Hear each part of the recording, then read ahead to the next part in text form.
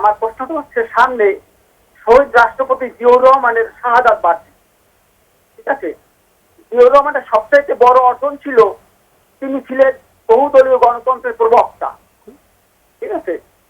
কিন্তু তার দল বিএনপি অনেকগুলো দলকে যে নিষিদ্ধ করলো, তাতে জিয়াউর রহমানের এই যে অর্জনটা কিছুটা মেলানো হলো কিনা, এটাই প্রশ্ন দুজন অতিথির কাছে। না না, ইউসি, এই আইনটাই তো ইললিগাল, আনকনস্টিটিউশনাল, এই যে নিষিদ্ধ করাটা বা এইসব।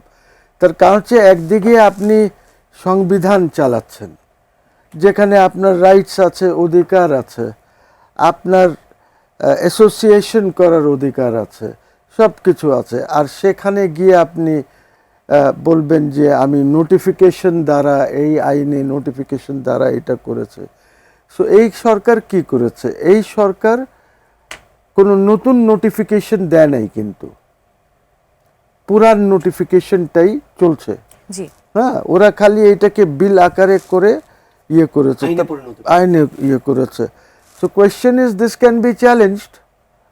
So I don't know, somebody, কেউ না কেউ আসবে, চ্যালেঞ্জ করবে, কিন্তু এই চ্যালেঞ্জটা হবে ফর হিস্ট্রি রেকর্ড, বিকজ এরা এসে অপোজ করবে।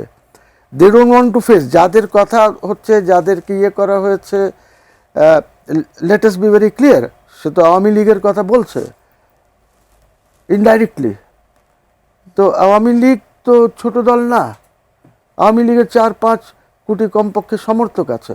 আপনি আওয়ামী লীগের ভোট নিয়েছেন, আওয়ামী লীগের সমর্থকদের, ঠিক আছে? এখন আপনি বলবেন যে ওইটা এইভাবেই থাকবে, এটার তো একটা রিপারকাশন আছে, সিরিয়াস রিপারকাশন আছে, I am telling you, very serious. এটা ওদেরকে বোঝা উচিত, বিকজ যদি ওপেন পলিটিক্স হয়, আপনি দেখছেন যে কে কী করছে, কে কী করছে না, কিন্তু যদি আন্ডারগ্রাউন্ড চলে যায়, দেন তো ইনসার্জেন্সির ভয়ও থাকতে পারে বাংলাদেশে। And it's very easy, it's very easy.